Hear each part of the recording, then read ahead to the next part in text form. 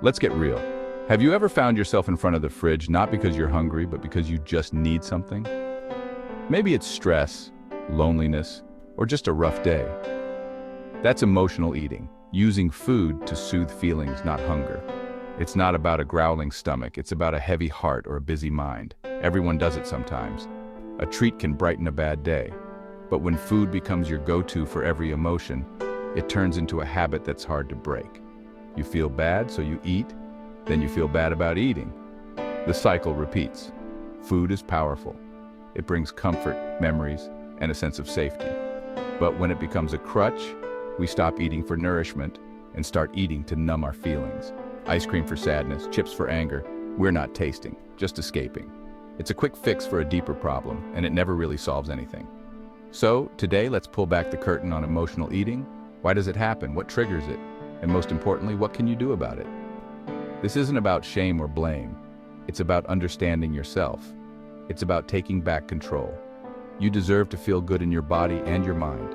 Let's figure out how to feed our feelings in a healthier way. You have the power to change this. You just need the right tools. Ready to start? Let's dive in and break the cycle together. Because you're not alone in this. Let's make a change, one step at a time. Here we go. Picture this. You've just had a tough argument at home. The silence is heavy, and you find yourself in the kitchen reaching for cookies. You eat the whole sleeve, not because you're hungry, but because you need comfort. The cookies don't fix the argument, but for a moment, they distract you. Or maybe it's a lonely Friday night. You see friends having fun online, and suddenly you crave pizza.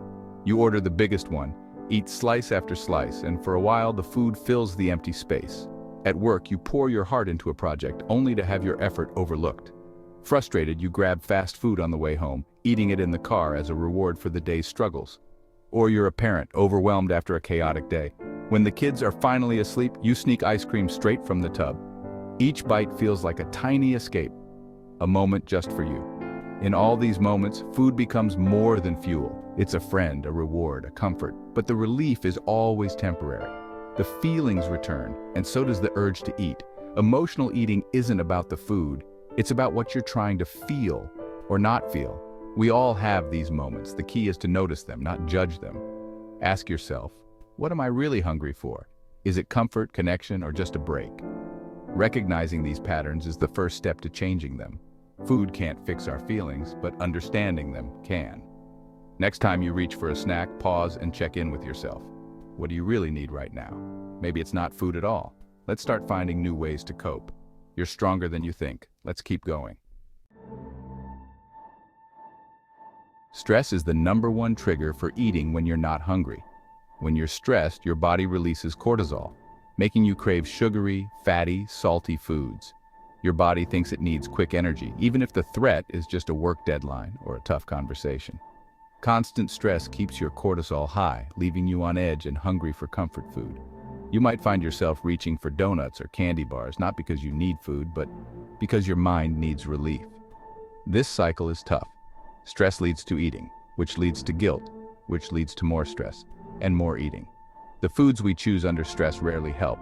They leave us sluggish and add to our problems. Recognize when stress is your trigger. When you feel the urge to eat, pause and ask, am I really hungry or just overwhelmed? If it's stress, try a different response. Take a walk, breathe deeply, or talk it out. Eating is the easy answer, but not the best one. Managing stress itself is the real solution. Start small. Notice your triggers and choose a new way to cope. You can break the cycle. It's not about willpower, it's about awareness. Let's learn to calm our minds, not just our cravings. You've got this. Boredom is a sneaky trigger for emotional eating. When there's nothing to do, your mind wanders, and often it wanders to the kitchen. Food becomes an activity, a way to fill the time and break up the monotony. You're not hungry, just looking for something to do. Grazing out of boredom adds up. Extra calories, no satisfaction. Sadness is another powerful trigger. When you're down, comfort foods from childhood, mac and cheese, mashed potatoes, feel like a warm hug. We use food to self-soothe, to recreate feelings of safety and care. But the comfort is fleeting. After eating, the sadness is still there, sometimes with guilt or discomfort on top. Food can't solve the root of your sadness. It only distracts you for a moment. Real comfort comes from facing your feelings, not feeding them. Try reaching out to someone or just sitting with your emotions. Notice when you're eating out of boredom or sadness. Ask, what else could I do right now?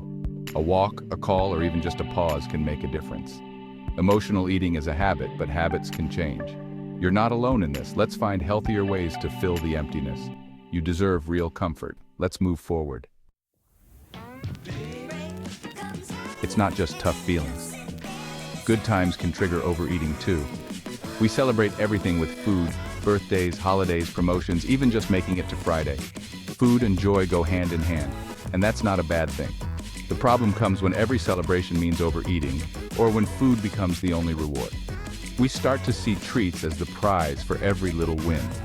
In happy moments, we let our guard down and eat past fullness, ignoring our body's signals.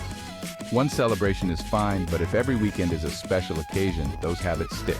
Enjoy the cake, savor the meal, but don't let food be the only way you celebrate. Try new traditions, a walk with friends, a game night, a new book. Celebration is about the people and the feeling, not just what's on the plate. Be mindful even in joyful times. Savor each bite and listen to your body. Find ways to reward yourself that don't always involve food. You can enjoy the moment without overdoing it. Make memories, not just meals. Let's celebrate smarter. How do you know if you're really hungry or just feeling something? Physical hunger builds slowly. Your stomach rumbles, you feel tired, maybe a little unfocused. Emotional hunger hits fast and feels urgent, a sudden craving for a specific comfort food. Physical hunger is patient, emotional hunger is demanding. When you're truly hungry, almost anything sounds good: an apple, a salad, a sandwich. Emotional hunger craves only certain foods, usually high in sugar, fat, or salt. After eating for physical hunger, you feel satisfied and move on. After eating for emotional hunger, you might feel stuffed, guilty, or regretful. The feeling you tried to cover up is still there. Next time you feel the urge to eat, pause and ask, is this my stomach or my heart? Check your hunger. Did it build up or did it hit suddenly? Would any food do, or just that one treat? Notice how you feel after eating. The more you practice, the easier it gets to tell the difference.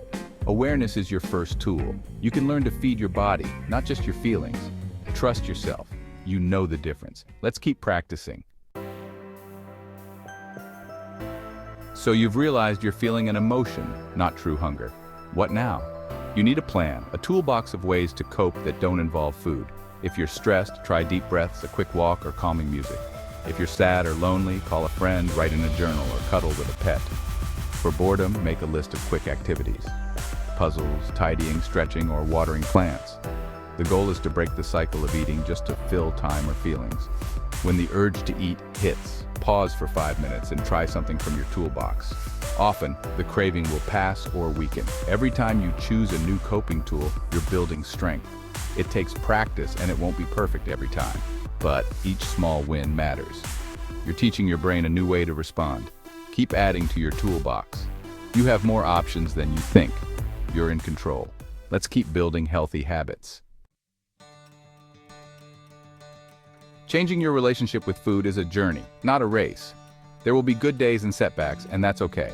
The most important thing is to be kind to yourself. Don't beat yourself up over a slip. Treat yourself like you would a friend. Every day is a fresh start. Notice your patterns without judgment. When do you reach for food? What triggers you? Understanding your habits is a huge step. Knowledge is power.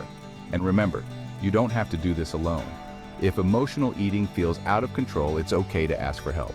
Therapists, counselors, and dietitians can offer support and tools. There's no shame in seeking help, it's a sign of strength. You're worth the effort it takes to change. Be patient with yourself. Every step forward counts. You're making progress even on tough days. Keep going, you're not alone. We've covered a lot today. What emotional eating is, why it happens, and how to take back control. Remember, you're not alone in this struggle. Awareness is the first step, and you've already taken it. Keep learning, keep building your toolbox, and keep being kind to yourself. Celebrate your small victories. Every time you choose a walk over a cookie, that's a win. If you found this helpful, stay connected with us at NutreyLife. Subscribe, follow, and join our community for more tips and support. We're here to help you live your healthiest, happiest life. You don't have to figure this out alone. Take a deep breath. You have the power to change. You can find peace with food and with yourself. Your health and happiness matter most. Take care of yourself. You deserve it. We're rooting for you every step of the way. You've got this.